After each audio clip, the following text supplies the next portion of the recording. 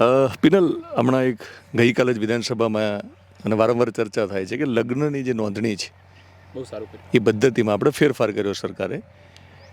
જો કોઈને પ્રેમ કરવો એ ગુનો નથી, લગ્ન કરવા એ બંધારણ આપણને હક આપ્યો છે કે તમે જ્યારે તમારી લગ્નની ઉંમર થાય છોકરા છોકરીને તમે લગ્ન કરી શકો.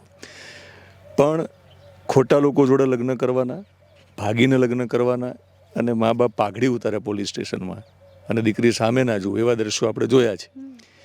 તો એક દીકરી તરીકે કહો કે એ કેટલું ખોટું છે. સમજ્યા તમે? પ્રેમ કરો ખોટો નથી, પણ તમે કોને પ્રેમ કરો છો? તમે હા, તો જે લોકો જે દીકરીઓ ભાગીને લગ્ન કરે છે અને પાત્ર સામેવાળું બરાબર નથી હોતું, કશું જ હોતું નથી, સીન સપાટા કરીને એને ઘણીવાર મને એવું લાગે છે કેટલાક કિસ્સામાં તો એને બ્લેકમેલ પણ કરતા હશે. એટલે દીકરી તો સમજાવો કે દીકરીઓને પણ એક મેસેજ મળશે, મા બાપને પહેલો પ્રેમ કરવો કેમ જરૂરી છે? મા બાપને પહેલો પ્રેમ કરવો એટલા માટે જરૂરી છે કે નાનપણથી આપણી બધી ઈચ્છા તો એ જ પૂરી કરે. હવે આપણે લગભગ 10 થી 20 વર્ષના થાય એટલા ઘડા મા બાપ આપણે બધું ઈચ્છે પૂરી કરે છે. અને 2 મહિના કે જાણે 20 દિવસનો માણસ આવે અને એમ કે હું તમને પ્રેમ કરું છું તો તમે મારી હંગાત ભાગી જાઓ કે લગ્ન કરો.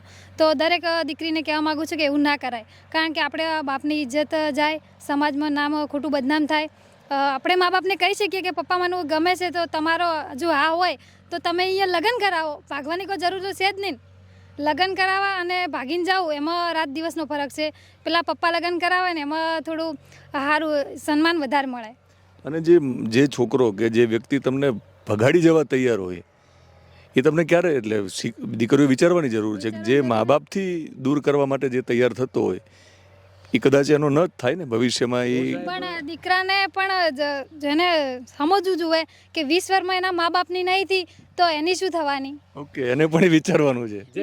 જે ધાવણ ભૂલી કહેતી હોય, જે ધાવણ ભૂલી જાય અને 20 વર્ષના મા બાપનો પ્રેમને ભૂલી કહેતી હોય એ સામે જઈને શું એની સેવા કરવાની છે. હું તો એમ કહું કે જે નથી કહેતા કે મા બાપની ના થાય એ કોઈનું ના થાય, તો એ ધર્મપત્ની સ્વીકારવી પણ ના જોઈએ.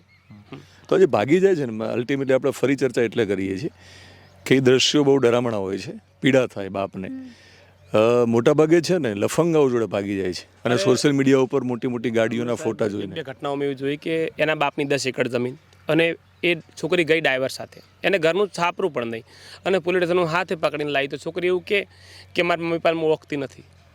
મેં સ્વીકાર કર્યો કે મેં ધાવણ ભૂલી જાય, જેને 20 વર્ષમાં એક વસ્તુ પણ એને ખોટી ખવરાઈ ના હોય, ખોટી પહેરાઈ ના હોય, તો સાહેબ એને ભૂલી કે એ હોમે જઈને પણ એવું કરી શકતી હોય, કારણ કે એ વ્યક્તિનો કોઈ વિશ્વાસ ના કરાય. હું તો કોઈ બાપનો નથી, કોઈનો ના કહેવાય, એના હાથે સંબંધ પણ ના રખવરાય. ખરેખર સરકારે જે ગઈકાલે જે કાયદો લાવ્યો છે ને કે ભાઈ મા બાપની મંજૂરી વગર લગ્ન ના થાય, એ ખૂબ હું તો પ્રશંસા કરું સરકારની પણ.